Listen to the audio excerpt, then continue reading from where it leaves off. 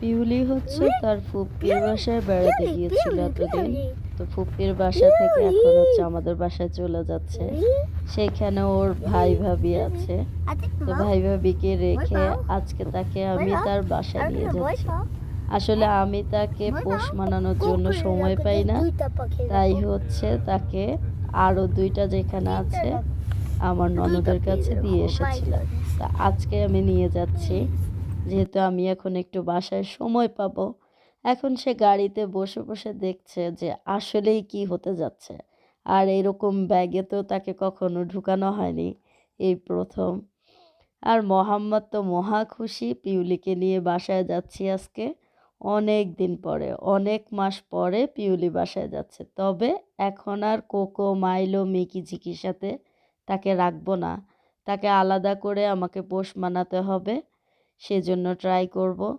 তো এই যে গাড়ি থেকে নেমে বাসার উদ্দেশ্যে, এখন সে আকাশ দেখে এত বেশি ছোটাছুটি করছিল আর কিচিরমিচির ডাকছে। আসলে তাকে বাইরে ছেড়ে দিলে অন্য পাখিরা ঠুকরে তাকে মেরে ফেলবে, কারণ ওরা বাহিরের জগৎ সম্পর্কে তেমন একটা ভালো জানে না। তারপর হচ্ছে পাখিটাকে বাসায় রেখে আমরা হচ্ছে সিটি সেন্টারে ঘুরতে চলে গেলাম। যেহেতু মোহাম্মদের হলিডে, তাকে তো একটু বিনোদন দিতেই হবে।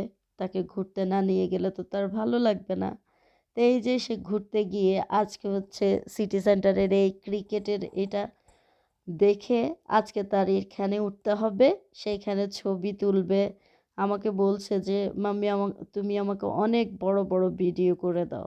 তা আমি সান্ত্বনা দেওয়ার জন্য তাকে একটু ভিডিও করে দিচ্ছিলাম। আমরা যেহেতু সিটি সেন্টারে হেঁটে হেঁটে এসেছি, সে একবার আমাদের কাছে দৌড় দিয়েছে, আবার গন্তব্যে যাচ্ছে, এরকম করে কিন্তু তার এক্সারসাইজ হয়ে গিয়েছে। সো সে তার পছন্দের যা যা খাবার, চকলেট কেক, তারপর হচ্ছে ক্রোস্যান্ট, সব কিছু খেয়েছে। ওই সময়টাতে আমি তাকে খাইয়ে দিচ্ছিলাম আর ঠিকমতো দেখছিলাম, যেহেতু কফি ছিল ফেলে দিতে পারে। তখনকারটা ভিডিও করা হয়নি। আর ও খুব আনন্দ করে, কারণ হলিডে মানিয়ে বাচ্চাদেরকে একটু বিনোদন দিতেই হবে। পিউলি, তারপর বাসায় এসে দেখেন পিউলি পিউলি, আমাদের বাসায় ঘড়ির উপরে। তাকে যত পিউলি, ডাকছি আমি, আমার আসো, কাছে আসছেই আসো, না। আসো, আসো, পিউলি, আসো, নেমে আসো, পিউলি।